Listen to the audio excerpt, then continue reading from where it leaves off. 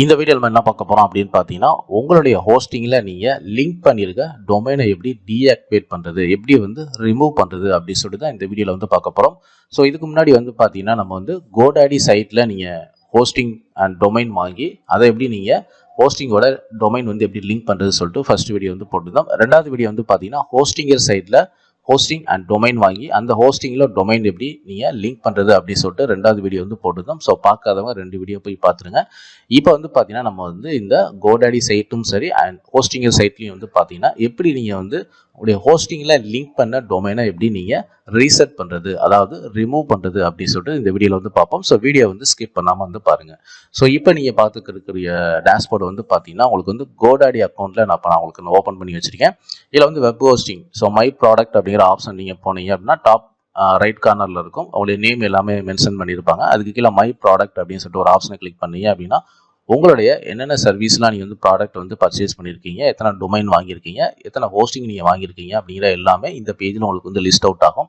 So இதில் பார்த்தீங்கன்னா நம்ம வெப் ஹோஸ்டிங், ஸோ இதில் பார்த்தீங்கன்னா ஆல்ரெடி நான் ஒரு டொமைன் லிங்க் பண்ணியிருக்கேன். ஸோ இந்த டொமைனை இந்த GoDaddy அக்கௌண்ட்டில் எப்படி நீங்கள் அன்லிங்க் பண்ணுறது, அதாவது ரிமூவ் பண்ணுறது அப்படின்னு சொல்லி இப்போ பார்ப்போம். ஸோ இந்த ஹோஸ்டிங்க்கு நேரம் பாருங்கள், மேனேஜ் அப்படின்னு சொல்லிட்டு ஒரு ஆப்ஷன் இருக்கும், அதை கிளிக் பண்ணுங்கள்.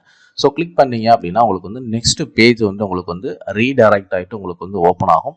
ஸோ இந்த பேஜில் பார்த்தீங்கன்னா உங்களுடைய டொமைனோட நேம் மென்ஷன் பண்ணியிருப்பாங்க. அண்ட் இங்கே தான் பார்த்தீங்கன்னா நீங்கள் உங்களுடைய லிங்க் பண்ணியிருக்கக்கூடிய அந்த டொமைனை நீங்கள் ரிமூவ் பண்ண முடியும், புரியுதுங்களா?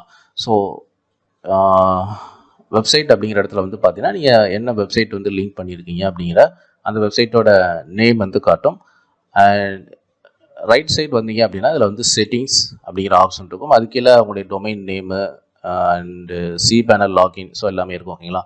ஸோ இதில் பாருங்கள் உங்களுக்கு டாப் ரைட் கார்னரில் சி பேனல் அட்மின், அதுக்கடுத்து அக்கௌண்ட்ஸ் ஆக்ஷன் அப்படின்னு சொல்லிட்டு ஒரு ஆப்ஷன் இருக்கும். இதை கிளிக் பண்ணுங்கள். ஸோ கிளிக் பண்ணதுக்கப்புறம் இதில் ரீசெட் அப்படின்னு சொல்லிட்டு ஒரு ஆப்ஷன் இருக்கும். இதை செலக்ட் பண்ணுங்கள். செலக்ட் பண்ணதுக்கப்புறம் பார்த்தீங்கன்னா இந்த மாதிரி சின்னதாக ஒரு விண்டோ ஓப்பன் ஆகும். ரீசெட் அக்கௌண்ட் அப்படின்னு சொல்லிட்டு கேட்கும். இதில் நெக்ஸ்ட் அப்படிங்கிற ஆப்ஷன் கிளிக் பண்ணுங்கள். தென் அகைன் பார்த்தீங்கன்னா உங்களுக்கு சின்னதாக இந்த மாதிரி ஒரு பாக்ஸ் ஓப்பன் ஆகும். இதில் பார்த்தீங்கன்னா ரீசெட் அப்படின்னு சொல்லிட்டு ஸ்மால் லெட்டரில் நீங்கள் டைப் பண்ணணும். ஸோ இந்த மாதிரி டைப் பண்ணிவிட்டு பார்த்தீங்கன்னா கீழே ரீசெட் அக்கௌண்ட் அப்படின்னு சொல்லிட்டு இந்த ஆப்ஷனை கிளிக் பண்ணீங்க அப்படின்னா ரீசெட்டிங் அக்கௌண்ட் அப்படின்னு சொல்லிட்டு உங்களுக்கு சின்னதாக ஒரு விண்டோ ஓப்பன் ஆகிட்டு இந்த ப்ராசஸிங் உங்களுக்கு நடக்கும். ஸோ வித்தின் மினிட்ல பார்த்தீங்கன்னா உங்களுக்கு நீங்கள் ஆட் பண்ணியிருக்கக்கூடிய அந்த ஹோஸ்டிங்லேருந்து உங்களுடைய டொமைன் டோட்டலாக ரிமூவ் ஆயிரும், புரியுதுங்களா?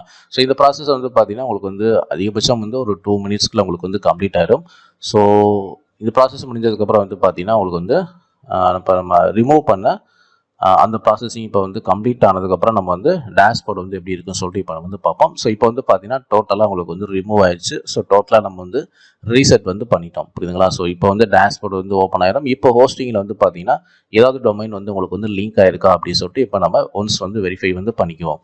ஸோ அகெயின் ப்ராசஸிங் நடக்குது.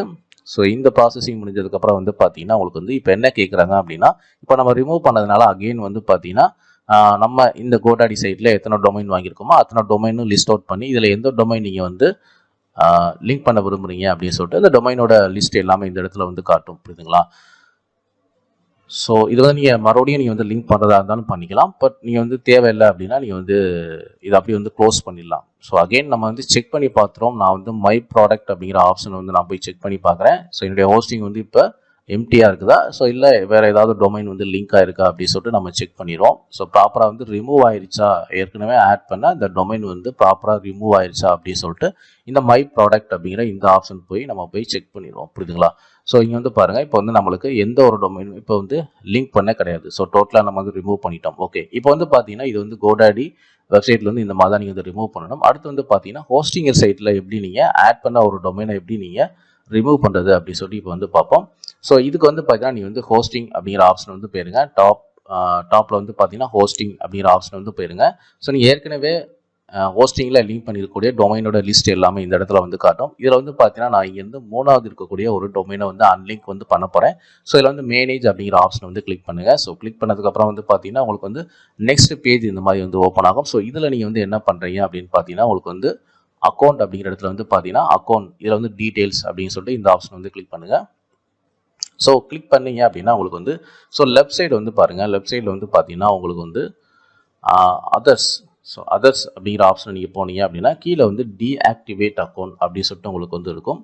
ஸோ நீங்கள் வந்து ரீசெட் பண்ணுறதா இருந்தாலும் பண்ணலாம், அப்படி இல்லைனா டீஆக்டிவேட் பண்ணுறதா இருந்தாலும் நீங்கள் வந்து பண்ணிக்கலாம். ஸோ இதில் வந்து டீஆக்டிவேட் அப்படின்னு சொல்லிட்டு இந்த ஆப்ஷன் வந்து கிளிக் பண்ணுங்கள். ஸோ கிளிக் பண்ணதுக்கப்புறம் வந்து பார்த்தீங்கன்னா நெக்ஸ்ட் ஆப்ஷன் வந்து என்ன கேட்கும்னா, are you sure all data associated with அப்படின்னு சொல்லிட்டு உங்களுடைய டொமைனோட நேம் வில் பி டெலீட்டட்னு கேட்கும். ஸோ நம்ம வந்து டெலீட் அப்படிங்கிற இந்த ஆப்ஷன் வந்து கிளிக் பண்ணுங்கள். அகைன் வந்து சின்னதாக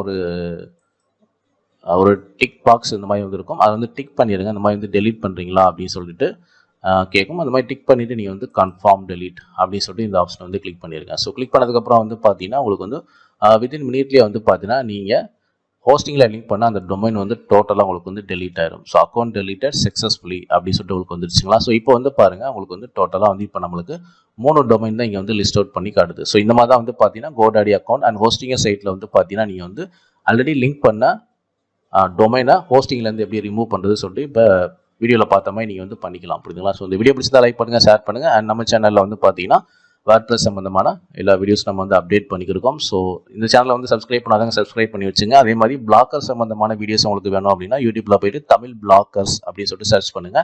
ஸோ உங்களுக்கு வந்து பிளாக்கர் சம்பந்தமான A to Z வீடியோஸ் உங்களுக்கு வந்து அவைலபிளாக இருக்கும். ஸோ இந்த வீடியோ பிடிச்சதா லைக் பண்ணுங்கள், ஷேர் பண்ணுங்கள். அண்ட் இந்த சேனலை வந்து சப்ஸ்கிரைப் பண்ணாதவங்க சப்ஸ்கிரைப் பண்ணுங்கள். தேங்க்யூ ஃபார் வாட்சிங்.